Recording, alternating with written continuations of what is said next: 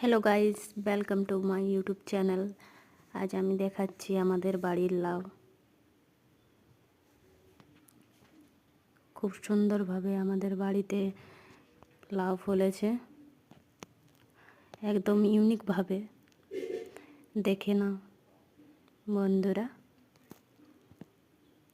এরকম হয়তো কারো বাড়িতে হয়নি। দেখুন, ছাদের উপর হয়েছে।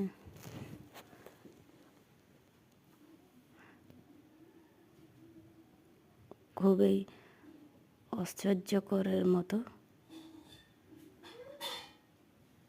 দারুণভাবে ফুলেছে। আর শীতকাল তো, তার জন্য অনেকে কড়ি দিচ্ছে। খুব সুন্দর দেখতে হয়েছে।